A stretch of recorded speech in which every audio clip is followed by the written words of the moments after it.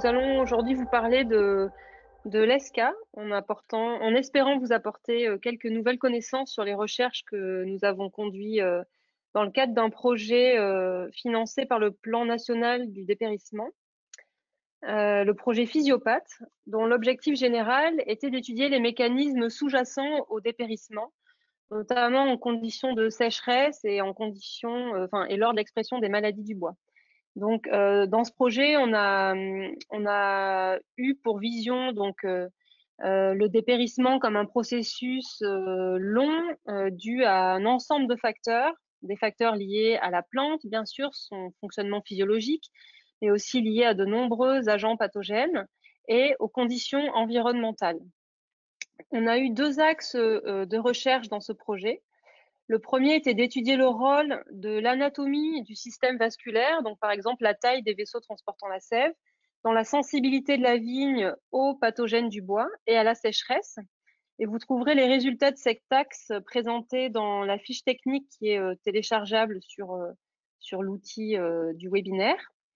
Et puis le deuxième axe, c'était d'étudier l'impact de l'ESCA sur le fonctionnement hydraulique du cep de vigne.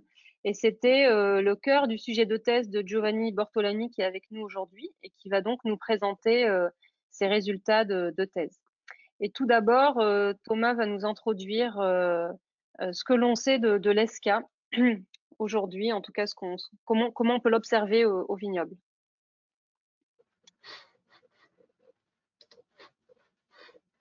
Donc, bonsoir à tous, merci beaucoup pour l'invitation à participer à ce webinaire.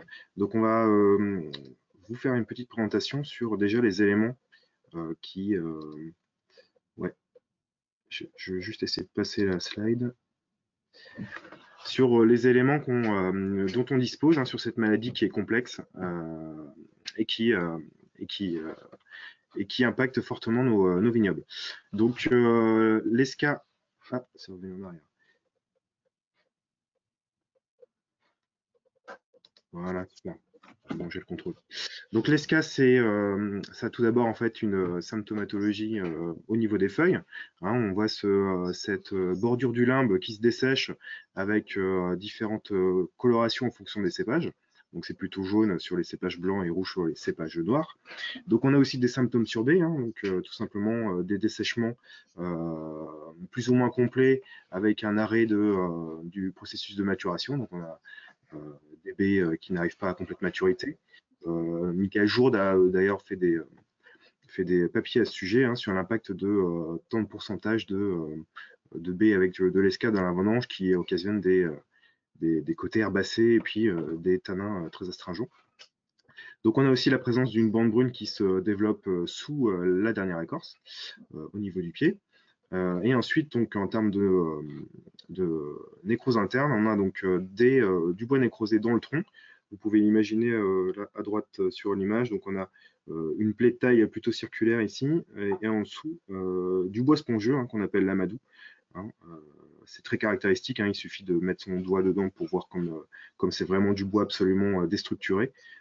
Et donc c'est le stade ultime de la dégradation du bois. Et donc c'est tout un ensemble de champignons du champignon qui se développe dans ce bois qui vient occasionner cette maladie. Et il y a aussi des études et des travaux en cours qui sont aussi sur le microbiote de la vigne. Alors ces symptômes, donc, on les observe dans le vignoble, c'est souvent à partir d'une tranche d'âge de 7 à 10 ans. On peut exceptionnellement aussi en observer des fois dans des pieds de 5 ans. Donc il y a différentes sensibilités entre cépages. Typiquement, le Trousseau, le Savagnin, le Cabernet Sauvignon, le Sauvignon blanc sont des cépages très sensibles. À l'inverse, on a des Merlots, des Syrah ou dans le vignoble ligérien, le Gros Lot qui sont quasiment tolérants. Voilà, on observe les symptômes entre juin et septembre et c'est très très fluctuant en fait d'un millésime à l'autre, c'est-à-dire que vous pouvez avoir donc un cep symptomatique une année et puis les 2 années suivantes, il n'exprime pas les symptômes. Donc forcément, ça implique des mortalités sur le cep sur le long terme.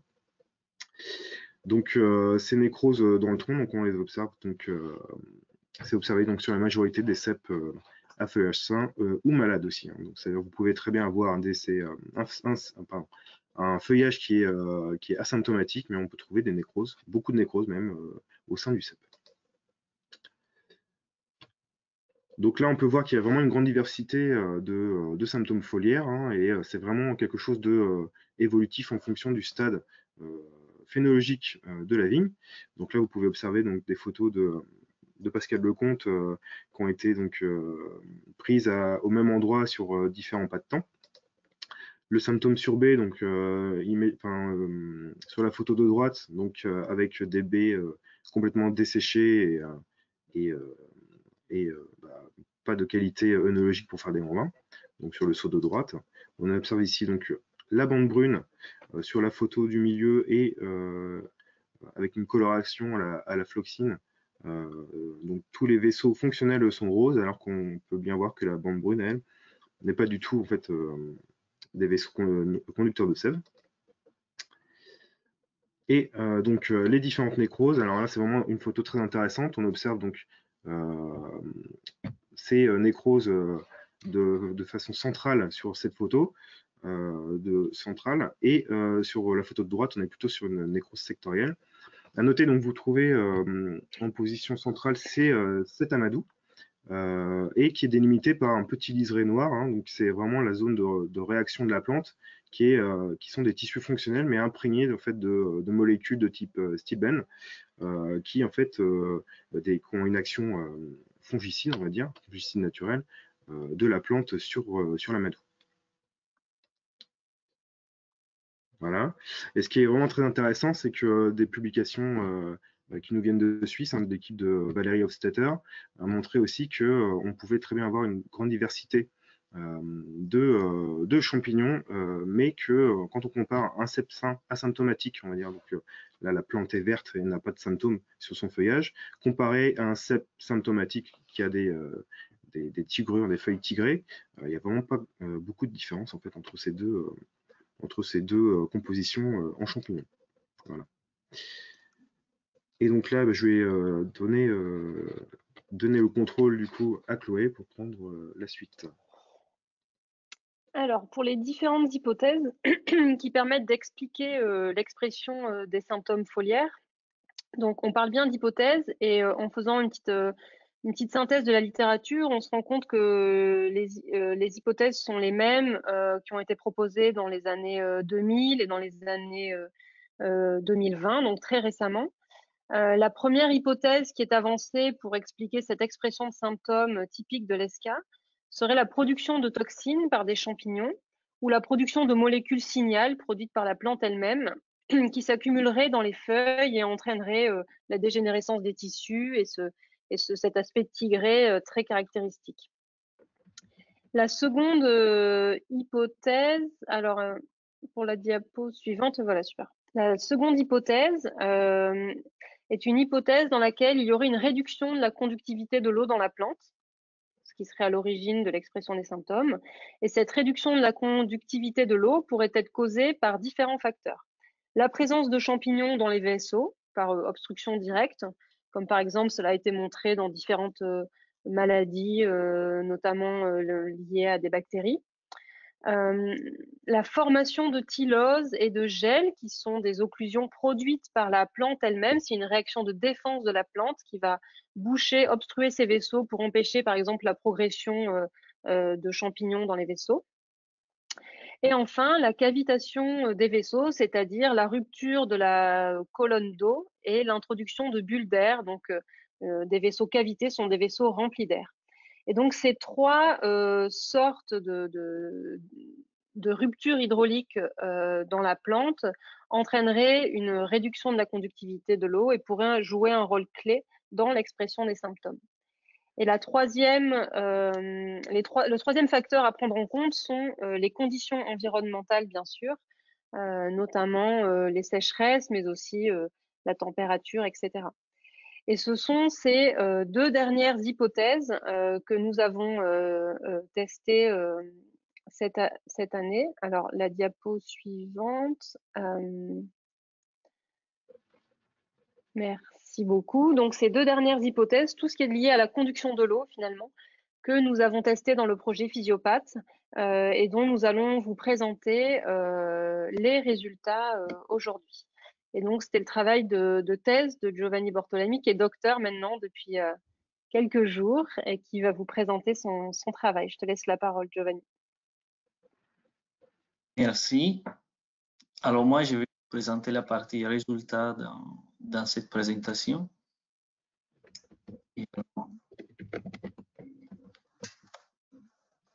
Voilà.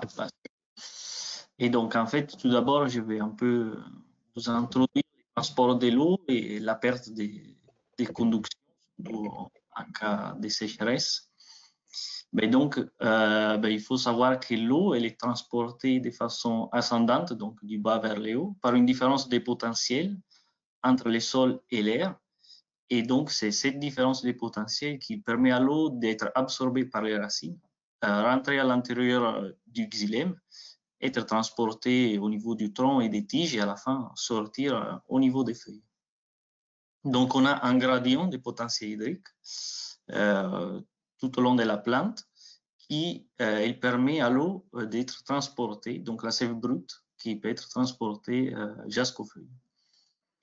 Et ce qui se passe pendant une sécheresse, on peut le voir dans cette graphique. Alors, tout d'abord, la plante elle est bien arrosée, donc elle arrive bien à transporter l'eau. Ensuite, le stress hydrique qui se met en place et on observe une baisse de la transpiration, donc de l'eau qui est transportée à l'intérieur de la plante et aussi des niveaux de photosynthèse en même temps. Ensuite, si le stress hydrique devient très intense, il y a l'apparition de bulles d'air à l'intérieur des vaisseaux de xylème, donc on appelle des événements de cavitation. Et donc, les vaisseaux de xylème, ils vont empêcher les transports de l'eau. La plante elle perd la capacité à conduire de l'eau et à la fin, au fur et à mesure que ces événements se multiplient, on observe aussi des mortalités des plantes. Donc, par exemple, ici, dans ces scans faits à rayon X pendant un événement de sécheresse, on peut observer en fait l'apparition des bulles d'air, donc les événements de cavitation qui ont été mis en évidence par différentes couleurs à l'intérieur d'un différent rameau. Donc, plus la sécheresse est intense, plus il y a des cavitations, moins la plante est conduite et donc plus elle a un risque de mourir. Voilà. Donc, nous, on a cherché tout d'abord de regarder si il y a ces mêmes phénomènes pendant l'expression des symptômes d'ESCA. Donc, est-ce que l'ESCA est lié à une perte de conduction de l'eau et si, à quel niveau de la plante? Et donc là, tout d'abord, on retrouve deux difficultés techniques majeures pour étudier le fonctionnement hydraulique pendant le développement des symptômes. La première, c'est que le fonctionnement vasculaire doit être étudié en vivo sur une plante qui est vivante. Et ça, c'est parce que, en fait, j'ai touché où je ne dois pas. Désolé.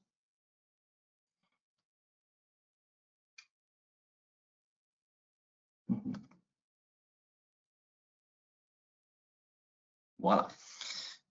J'ai touché trop maintenant. Mais il y a les souris qui bougent où je ne veux pas. Voilà, on retourne à l'arrière. Donc, en fait, quand on coupe un échantillon, l'eau, elle disparaît. Donc, on ne peut plus voir si, en fait, il était fonctionnel avant. Et ensuite, la deuxième difficulté majeure, c'est qu'on ne peut pas reproduire les symptômes d'ESCA, les symptômes sur feuille, en conditions contrôlées par simple inoculation des pathogènes. Donc, en fait,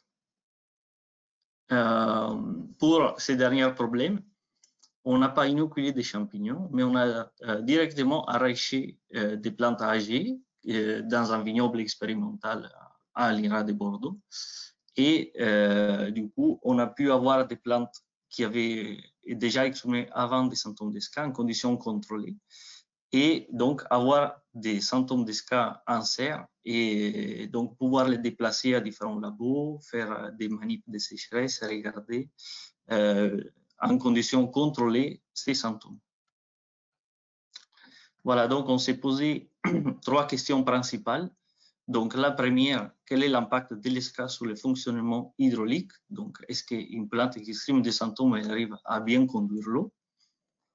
quel est l'impact de l'ESCA sur la physiologie d'une année sur l'autre. Donc, est-ce qu'une plante qui a exprimé une année, ces symptômes a un effet long terme sur la conduction de l'eau et sur l'anatomie des plantes?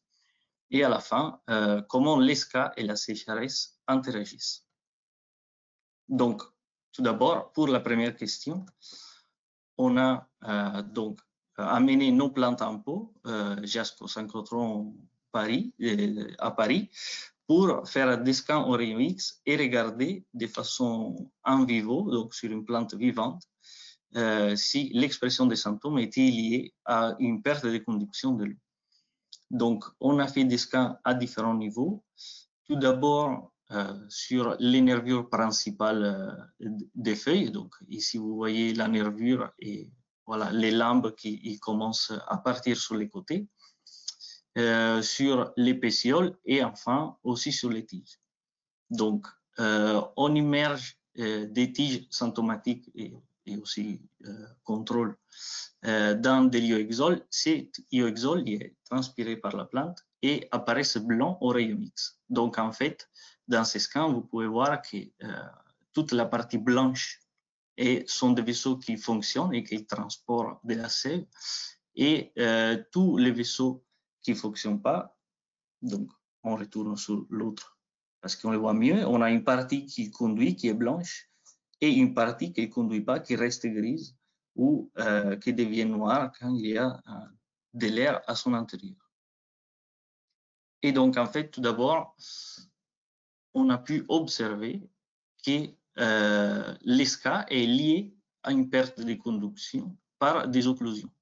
Donc, ici, dans une coupe longitudinale où on voit les vaisseaux d'exilème, on voit que l'ioxole est transporté, mais que le passage de l'eau est empêché par des occlusions qui sont produites par la plante et donc empêchent le passage de l'eau à différents niveaux.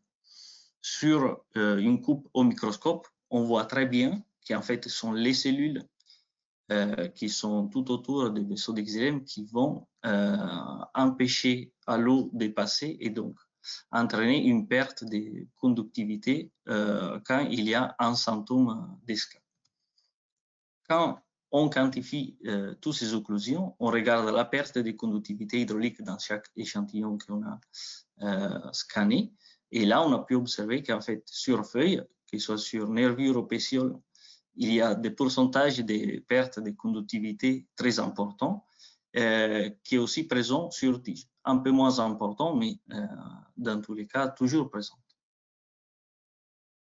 Voilà. Et bien sûr, les feuilles vertes contrôlent et conduisent très bien, et donc on n'a pas de perte de conductivité.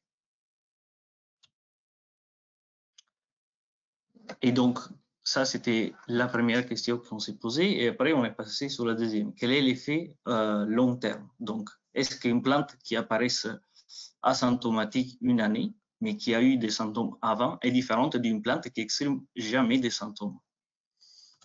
Donc, pour faire cela, on a analysé différents paramètres en deux groupes de plantes. Un groupe de plantes qui n'avaient jamais exprimé des symptômes, donc toutes les barres vertes, et des plantes qui avaient déjà exprimé des symptômes avant la saison d'échantillonnage.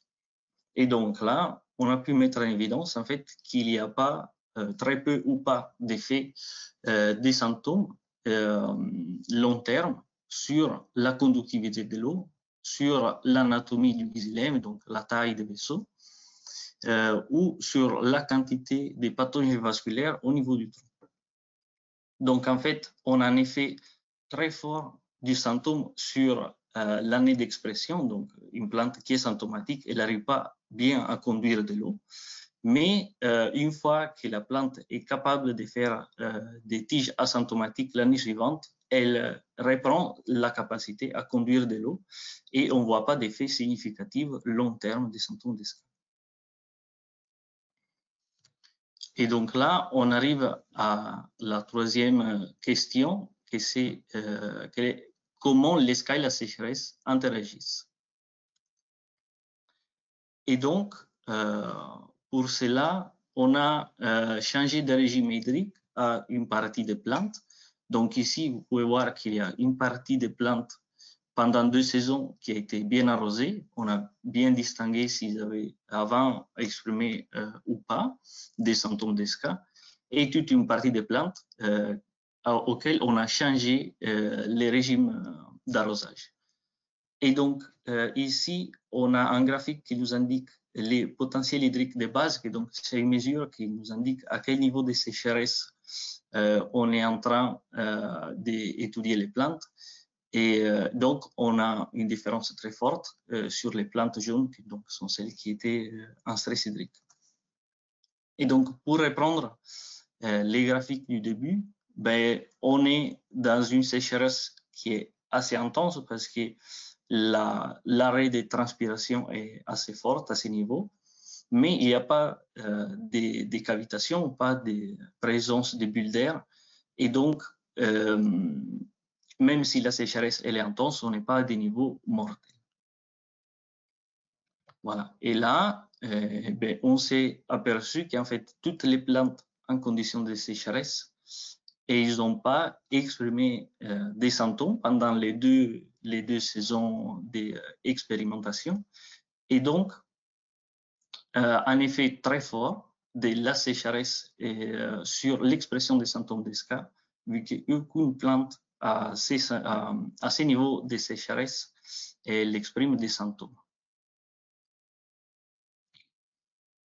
Voilà, donc en même temps, si on peut voir qu'il y a un effet très fort de la sécheresse, on peut aussi voir que les plantes symptomatiques, donc tous les points qui sont rouges, ils n'ont pas une chute de potentiel hydrique.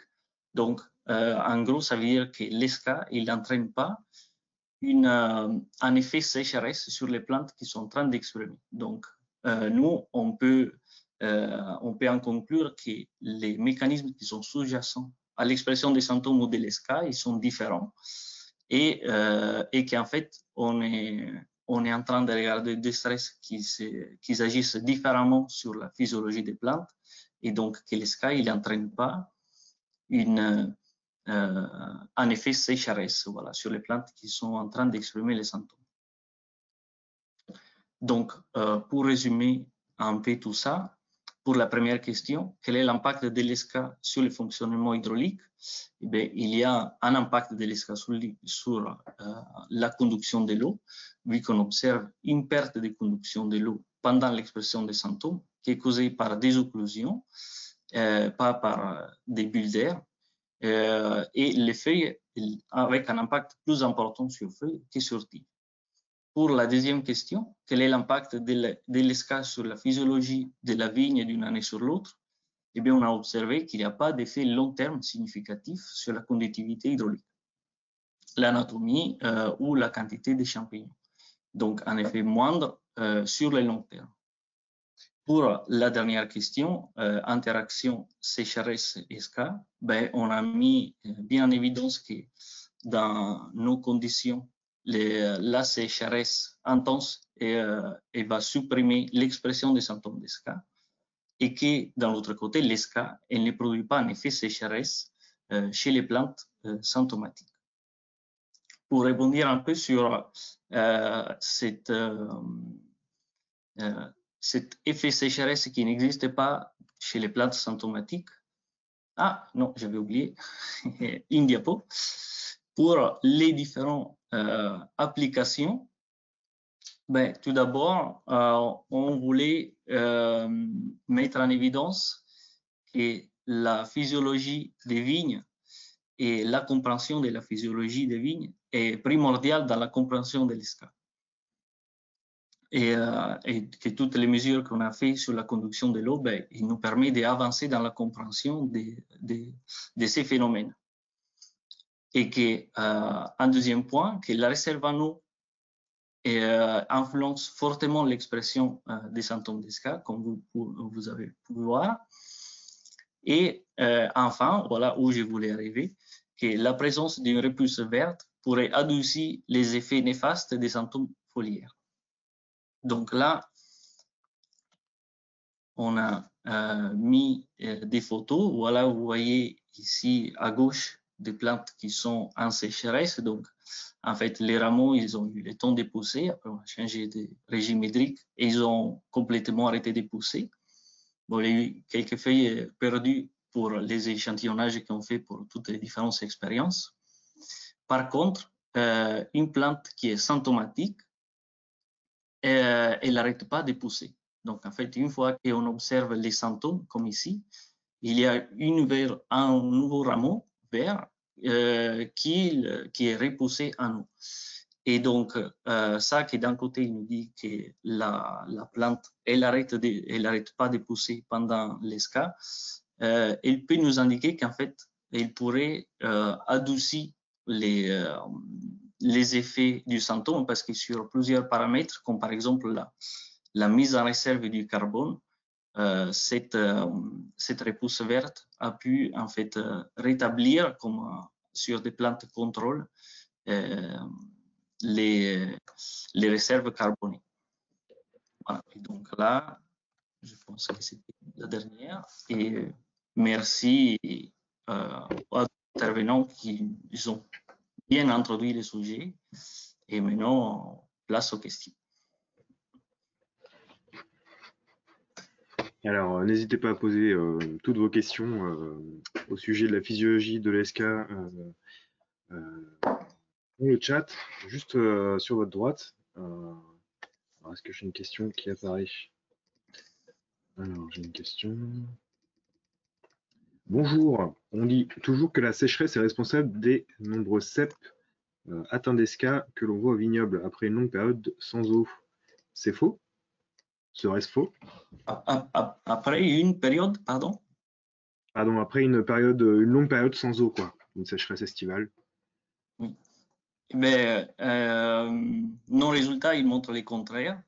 C'est sûr qu'on est encore en serre, donc il faudra bien les vérifier au vignoble. Et les problèmes, en fait, c'est qu'au vignoble, très souvent, on n'a pas de mesures de potentiel et on ne peut pas contrôler les conditions comme en serre. Donc, on ne sait pas vraiment à quel niveau de sécheresse on est, voilà, sur la courbe. Et donc, en fait, nous, on a observé sur un niveau de sécheresse. Donc, peut-être que quand il est encore plus intense, les deux, ils vont collaborer, voilà, pour augmenter la mortalité des pieds. Et après, il y a aussi l'effet que des fortes chaleurs pourraient modifier les transports de l'eau à l'intérieur de la plante. Et donc, en fait, ce qu'il nous manque bien de comprendre au vignoble surtout, c'est quelle est l'influence de la chaleur et quelle est l'influence de la sécheresse et comment bien les distinguer en fait. Parce que parfois, on a dans des conditions qui sont bien arrosées, mais des coups de forte chaleur, en fait, ils pourraient donner un peu les mêmes effets au niveau physiologique, mais peut-être pas les mêmes effets au niveau d'expression des symptômes.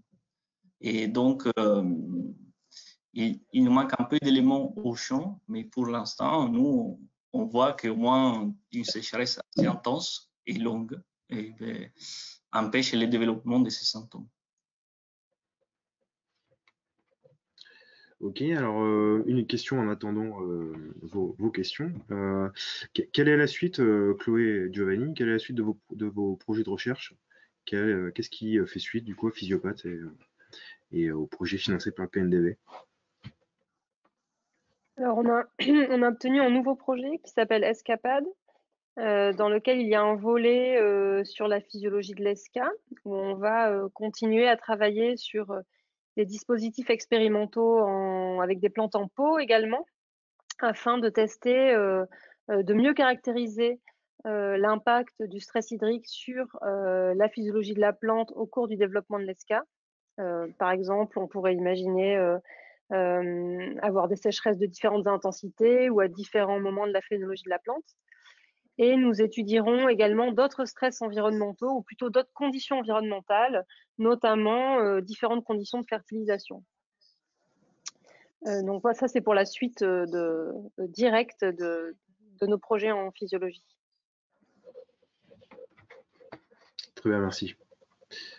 Et du coup, j'ai pas d'autres questions là en cours. Est-ce que vous voulez qu'on du coup continue sur un autre sujet, sur un sujet parallèle? Ben, on peut préciser peut-être que le deuxième volet du projet Escapade, ce sera sur le dépérissement dans sa définition plus globale, plutôt baisse de rendement et mortalité. Et on essaiera justement de comprendre la relation avec le climat.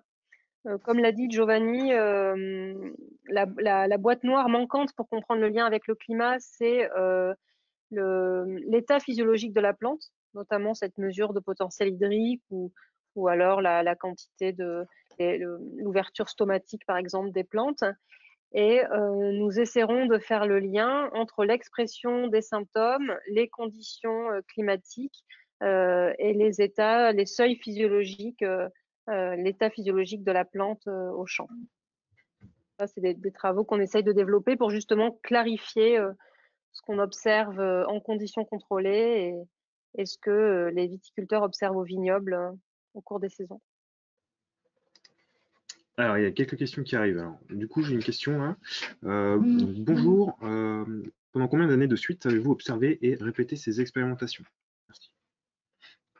Et donc, pour la sécheresse, on a répété l'expérience pour 2 fois, donc 2 saisons consécutives. Et donc, sur ces lots de plantes, ces cépages, on est assez confiant du résultat, parce que aussi des plantes qu'ils n'avaient jamais exprimées, ils ont exprimé pour la première fois dans nos conditions. Et donc, pour l'instant, c'est 2 ans. Tu peux préciser que c'était des sécheresses assez longues, de 3 mois. Oui. Et les plantes qui sont bien arrosées expriment avec la même incidence que celles qui étaient observées dans le vignoble expérimental à côté. Voilà. Alors, d'autres questions aussi qui suivent. Donc, quelles conséquences, une question assez large, quelles conséquences de la vigueur dans les symptômes de l'ESCA? Et ça c'est une très bonne question. Si on pense que la vigueur est associée à des conditions sûrement des capacités au champ, dans un premier lieu, on pourrait, on voit en fait une augmentation des symptômes avec la vigueur. Et par contre, suite aux symptômes, une vigueur, en fait, peut-être c'est pas si négatif que ça parce qu'il pourrait donner la possibilité à la plante à générer des nouvelles feuilles vertes. Donc, il y a un peu un effet contrasté, voilà, de la vigueur pour ce que nous on a pu observer dans nos expériences. Et Pardon, Giovanni. Peut-être aussi l'équilibre entre les métabolismes primaires où on fait de la biomasse, où on produit des sucres, des acides, des hormones, et après le métabolisme secondaire où la plante doit aussi investir énormément de ses réserves en amidon pour pouvoir produire des molécules de défense type stilbène, du resveratrol, etc. Alors effectivement, de toute façon, face à toutes les maladies, on va dire cryptogamiques, c'est vrai que les vignes beaucoup plus vigoureuses en fait investissent tellement plus du côté métabolisme primaire et vigueur que on imaginerait que il y a plus d'investissement dans un plateau de la balance plutôt que au déficit du deuxième en fait, par rapport au métabolisme. Voilà. oui. C'est pour ça aussi qu'étudier l'impact de la fertilisation, ça serait intéressant. C'est quelque chose qui peut être appliqué aussi. C'est un outil de gestion, donc tout à fait d'accord avec ce qui a été dit. Giovanni? Tout à fait. Là, par contre, là, au moins sur nos résultats en serre, en fait, nous avons observé qu'il y a toujours assez de réserves carbonées dans les organes pérennes au niveau des tiges. Donc, moi, j'imagine que ça devrait être à peu près pareil aussi au niveau du tronc. Donc, en fait, la plante elle a toujours assez de réserves carbonées et qu'il y a une grosse partie qui est stockée et jamais utilisée. Et donc, en fait, l'approvisionnement en ressources carbonées, je pense que c'est vraiment sur du très long terme. Voilà. Et après, l'ESCA, en fait, c'est aussi du très long terme. Donc, ça pourrait jouer, mais pour l'instant, les résultats qu'on a regardés, au moins au niveau du carbone, voilà. Donc, tous les autres éléments, azote ou magnésium, on ne sait pas trop, mais au moins au niveau du carbone, on a l'impression que la plante arrive toujours à bien générer assez de réserves. En fait. Voilà. Au moins dans nos plantes en serre. Alors, question, une fois que nous avons identifié des symptômes d'ESCA sur vigne, quelles sont les mesures à prendre? Ça, c'est pour toi, Thomas. Ouais.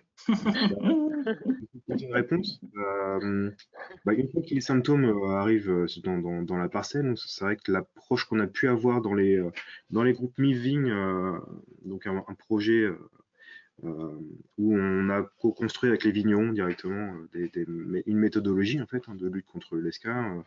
On a essayé de mettre en place différentes méthodes. On a essayé beaucoup de recépage finalement pour essayer de conserver des charpentes racinaires bien développées et en fait rajeunir toute l'architecture du cep. Donc ça c'est quelque chose qui, quand les vignes sont jeunes, faut vraiment voir au cas par cas, hein, en fonction du cépage. Il y a certains cépages qui font peu de pampres, mais des vignes en général d'une dizaine d'années, on a quand même régulièrement des pampres. Et donc l'idée, c'est de faire un plan un peu pluriannuel pour pouvoir recéper, on va dire en préventif, pas mal de cèpes qui vous laissent des pampres. Ça, c'est une première méthode qui coûte assez peu cher. Et puis après, bon, voilà, nous, en attendant vraiment qu'on ait vraiment des éléments de réponse liés à tous les problèmes de recherche du plan de dépérissement. Du coup, on met en place le curtage et ça nous donne des résultats quand même qui sont très satisfaisants. Donc, il y a ça, il y a se former au curtage et puis ça nous permet de globalement, voilà, sur 5% de cep symptomatiques, on réussit à récupérer entre 2 et 3 hectolitres hectares par an, nous, sur Cabernet Franc ou sur Chenin. Donc c'est une technique qui fonctionne bien. Par contre, de toute façon, à problème complexe, solution complexe et multiparamétrique. Donc ça part vraiment de la qualité des plants de vigne, ça part de la qualité de préparation avant plantation, ça part de la qualité de la taille de formation des pieds, hein, les 3-4 premières années. Donc c'est vraiment c'est un package en fait à mettre en place et ça nécessite aussi du coup un petit peu de réorganisation des fois au niveau des ressources humaines sur le domaine en fait, hein, de l'organisation des équipes. C'est un vrai défi à ce sujet pour pouvoir libérer du temps de travail pour lutter contre l'ESCA. Et voilà, le laisser faire coûte cher aussi, hein, il faut bien préciser ça, c'est que laisser le vignoble dépérir, c'est coûteux quoi, tous les ans. Voilà. Si ça peut permettre de répondre à la question.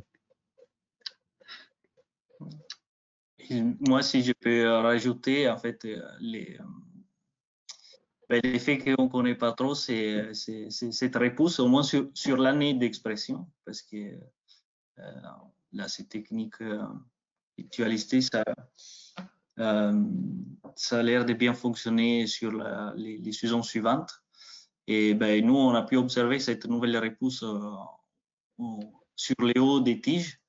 Et donc, en fait, moi, je pense qu'au-delà de nos conditions, que c'était un peu plus favorable en serre pour en fait, la croissance en général de la plante, ça vaudrait le coup d'essayer à parogner en fait, les plantes qu'ils ont exprimées et regarder les effets sur la qualité des baies et regarder si même dans l'année d'expression, cette nouvelle repousse pourrait un peu sauver un peu la récolte. Mais c'est vrai que s'il y a une plante au milieu de toutes les vignobles, il faut la choisir et bien l'indiquer. Donc, c'est pas tout à fait, c'est pas facile.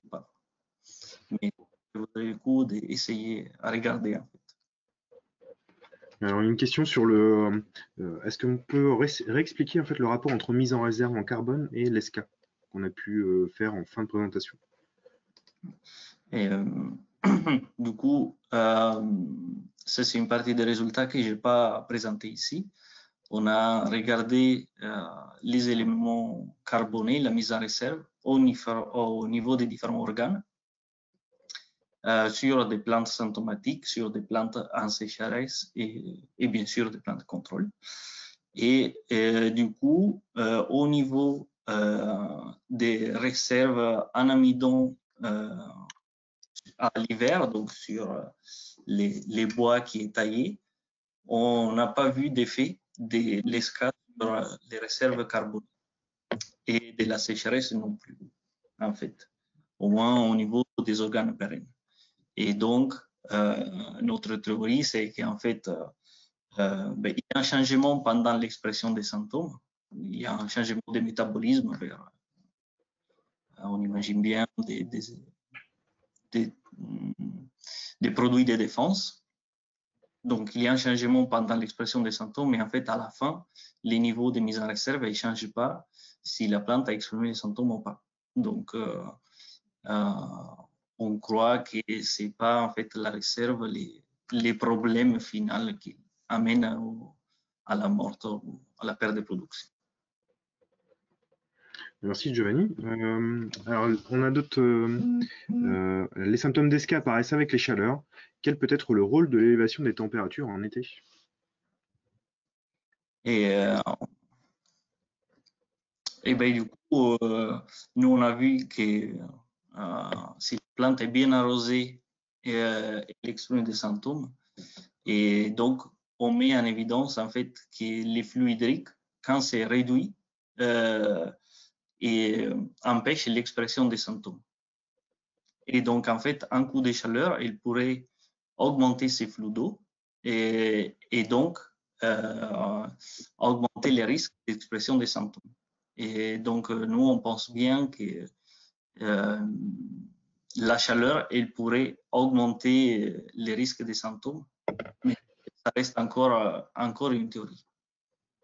Voilà. Quand la réserve utile, ouais, quand il y a assez d'eau dans le sol, voilà, une forte chaleur entraînerait plus de symptômes, tout à fait. Ouais. Oui, bien sûr, s'il y a assez d'eau dans la plante, parce que sinon, elle est consommée plus rapidement, donc l'effet sécheresse arrive dans tous les cas. Mais si la réserve utile, elle est forte, alors là, on imagine une augmentation des symptômes.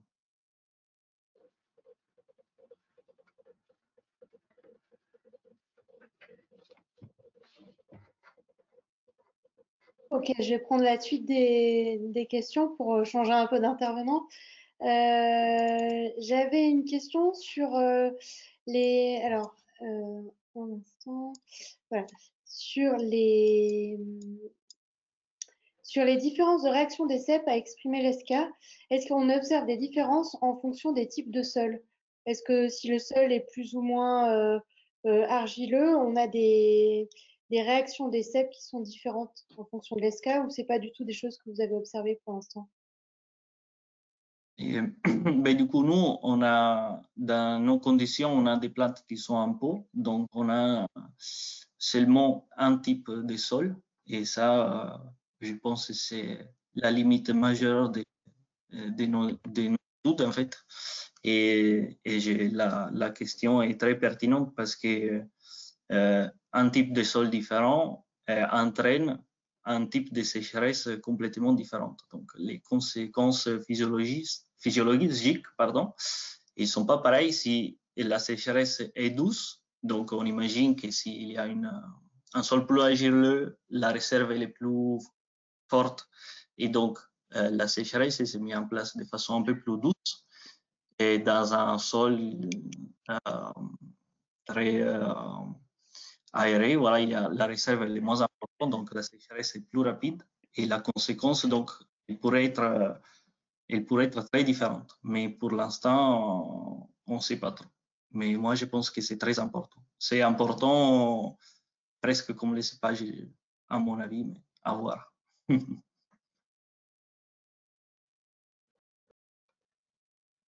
Ok, il y a une autre question qui a été posée sur les niveaux de symptômes et le niveau d'expression des symptômes. Comment on peut associer le niveau d'expression des symptômes et la perte en vigueur de la vigne? Et surtout, quels sont les types de symptômes qui sont les plus difficiles à associer aux maladies du bois? C'est une question qui est posée par une personne qui fait pas mal de reconnaissance du vignoble par drone et qui du coup insiste sur les symptômes qu'on peut observer et en fonction des symptômes d'ESCA, pardon.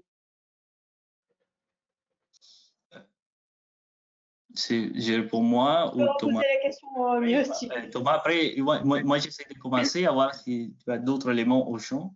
Et je suis très bien d'accord que c'est une question pas facile parce que il y a, ben, si vous regardez la photo qui est juste là, dans l'écran encore, il y a un gradient entre la feuille qui est verte et la feuille qui est sèche à l'intérieur de la même feuille. Donc, les symptômes sont très complexes à l'intérieur d'une seule feuille. Et c'est vrai que c'est pas facile. Et donc,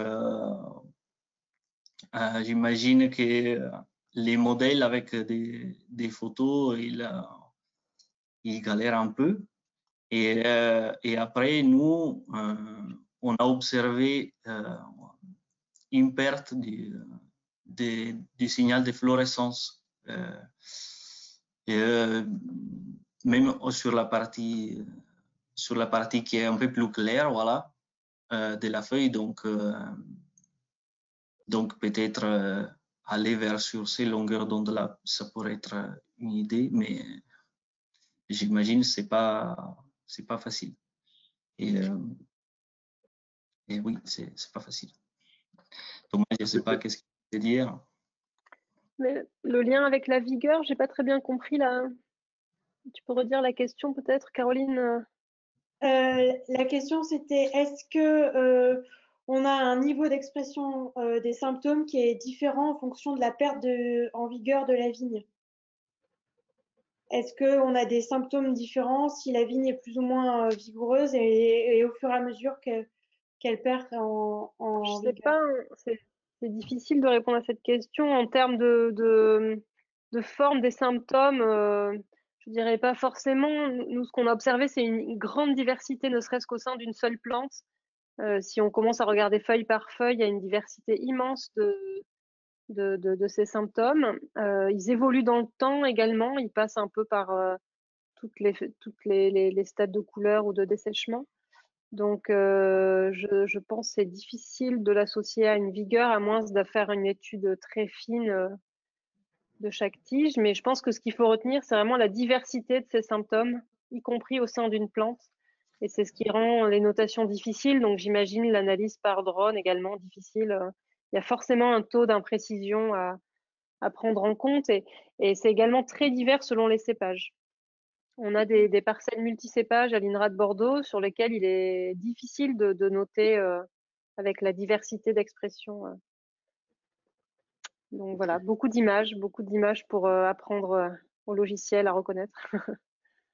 Alors après, peut-être que n'ayant plus du coup cette conductivité hydraulique, la plante doit pouvoir en fait un petit peu s'échauffer, puisqu'elle elle se refroidit avec l'eau. Est-ce que aller chercher des longueurs d'onde dans l'infrarouge ou le proche infrarouge pourrait éventuellement nous permettre d'avoir bah voilà, peut-être un peu de robustesse dans cette observation par drone, et nous, ça nous intéresserait de Alors pouvoir ça, tout à fait, on a fait des tests au vignoble là-dessus.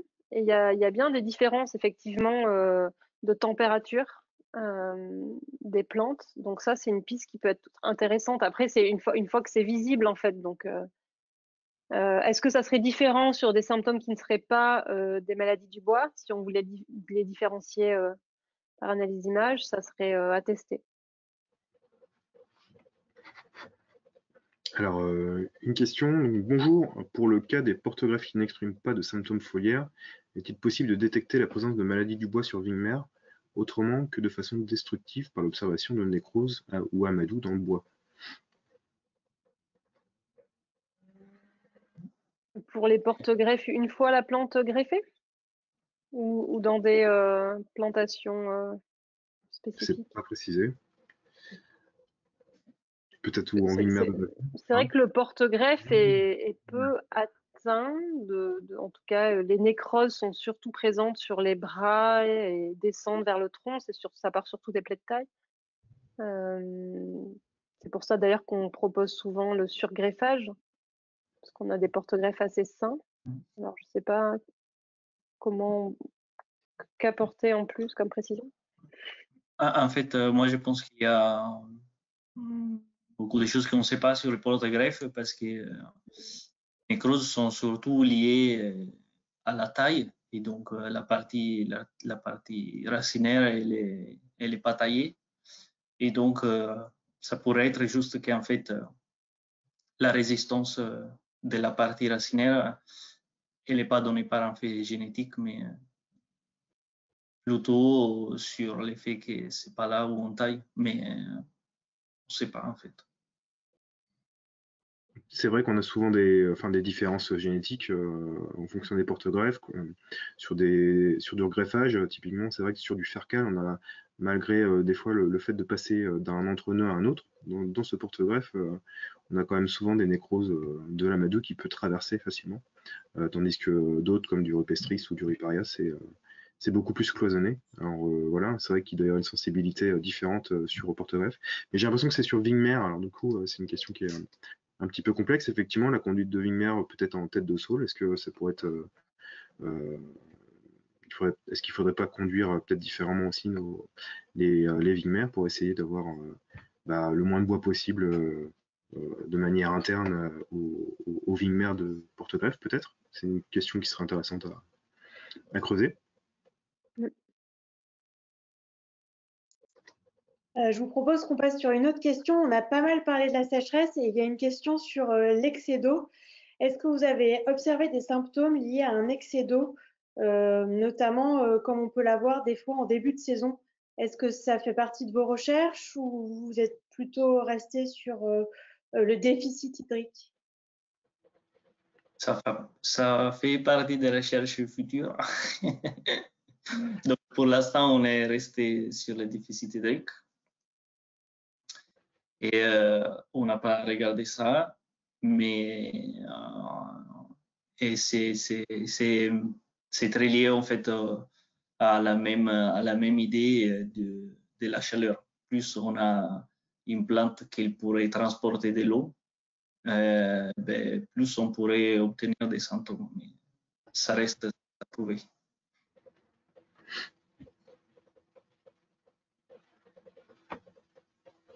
Ok, on va prendre une autre question. Il y a pas mal de questions qui sont posées sur les champignons pathogènes.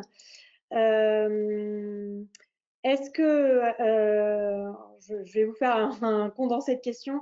Est-ce que vous faites des recherches du côté des champignons pathogènes? Est-ce que la symptomatologie est due à un effet direct de ces pathogènes ou est-ce que c'est plutôt un effet indirect? Et il y avait une autre question qui va bien avec sur la mycorhisation. Est-ce que si on mycorhize un plant infecté, ça pourrait avoir un effet bénéfique sur les symptômes notamment? Est-ce que vous voulez vous lancer dans ce type de réponse? Je peux juste prendre la dernière question. Vas-y, Joël. Je commence sur ce qu'on a fait pendant ma thèse. Et donc, nous, on a regardé surtout deux pathogènes qui sont des pathogènes vasculaires qui se développent à l'intérieur du xylème. Et parce qu'en fait, on avait un peu l'hypothèse que c'était les deux champignons qui pourraient les plus influencer les flux d'eau à l'intérieur de ces pathosystèmes très complexes. Et donc, là, on a pu observer que les pathogènes sont présents seulement dans les troncs et pas dans les organes verts. Et donc, pour l'instant, l'effet sur les transports de l'eau, donc les occlusions, il reste en effet à distance par rapport à la niche du pathogène qui est dans les troncs. Et donc, ça m'arrête ma connaissance sur les pathosystèmes vignes. Et c'était l'ESCA. Et nos travaux vont continuer pour étudier justement ces communautés de champignons qui sont dans le tronc. Il y a des travaux aussi à l'INRA, à INRAE sur les communautés microbiennes, donc champignons et bactéries. Et justement, on s'intéresse au changement de ces communautés avec l'expression des symptômes et au changement de ces communautés et de leur activité en fonction des conditions environnementales. Donc, ça peut être la sécheresse, la fertilisation pour nos manipes à venir. Et donc, on va essayer de comprendre en fait si l'activité des champignons varie en fonction de ces conditions et si on peut mettre le doigt sur des changements d'activité majeurs associés au développement des symptômes. Ok. Juste pour la dernière question, pardon Caroline, je pense aux mycorhizes. Donc, il y a un projet en cours, tu le sais d'ailleurs mieux que moi, du PNDV là-dessus, je pense, Vitti-Rhizobium. Et donc, c'est des travaux qui sont explorés, mais sur lesquels nous, on n'a pas encore d'éléments à apporter là-dessus. Oui, pour compléter ce que tu viens de dire, Chloé, c'est des travaux qui seront plutôt présentés au printemps prochain, puisque c'est un projet qui a démarré après le projet de Physiopathe. Et donc, du coup, on aura plus de visibilité sur leurs résultats dans un an. Il y avait une autre question sur toujours sur ces histoires de champignons. Est-ce que les fongicides qu'on utilise dans la vigne, des fongicides qui peuvent être de synthèse ou de cuivre, peuvent-ils jouer un rôle de sélection dans les souches de champignons qui sont présents, qui restent au sol de façon résiduelle? Est-ce que du coup, ça modifierait pas l'équilibre naturel de la souche et que cet équilibre naturel des champignons au pied de la souche étant modifié, ça pourrait pas laisser une voie d'entrée aux pathogènes responsables de l'ESCA?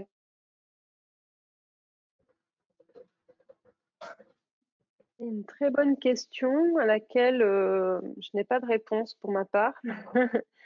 Je ne suis pas sûre d'avoir eu connaissance de travaux allant en ce sens, mais bon, je ne sais pas, peut-être que cela existe. Alors moi, je trouve ça intéressant comme piste, mais j'ai pas d'éléments. Je ne sais pas si Thomas ou Giovanni.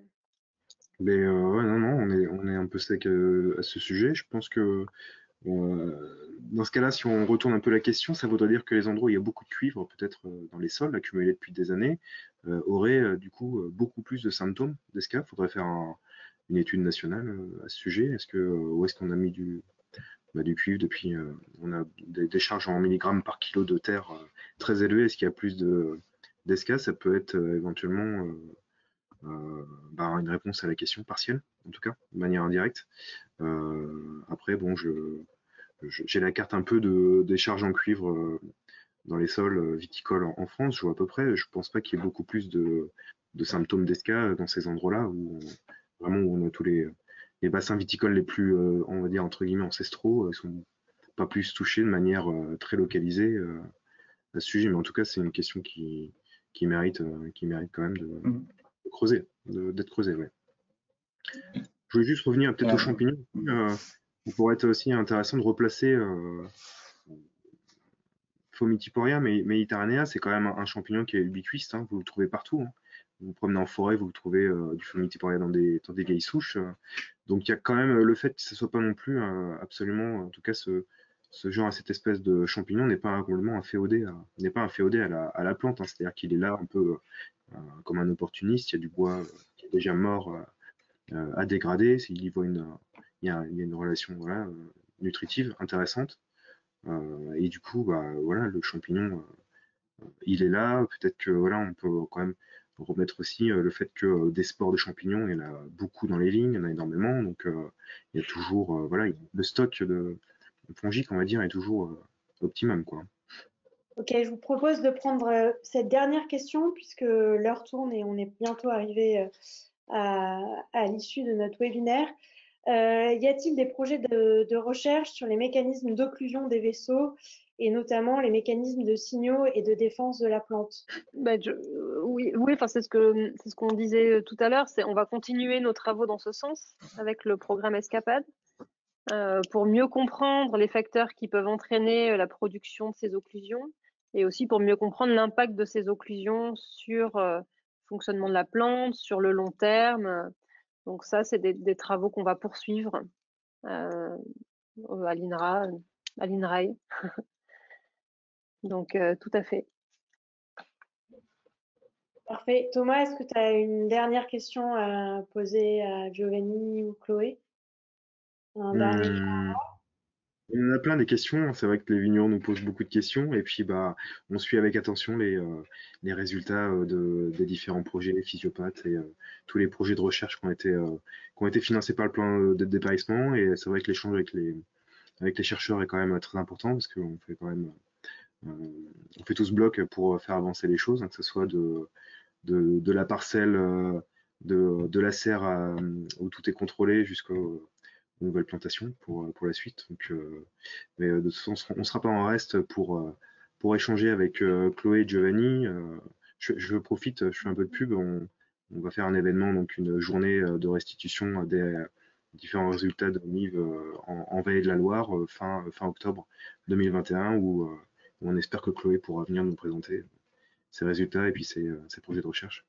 Donc effectivement, tu as parlé, Thomas, de l'événement prévu à l'automne en Val-de-Loire. Il y en aura 15 dans toutes les régions, dans tous les vignobles, avec des vignerons et avec des chercheurs qui se déplaceront et viendront répondre à vos questions sur place lors de matinées ou de journées techniques d'échange.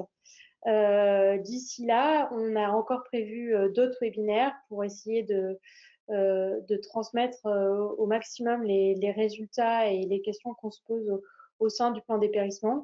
Merci à tous pour votre présence ce soir, vos questions, vos présentations claires à nos intervenants. Nous espérons vous retrouver très bientôt et d'ici là, nous vous souhaitons une très bonne soirée. À bientôt. Merci beaucoup. Merci.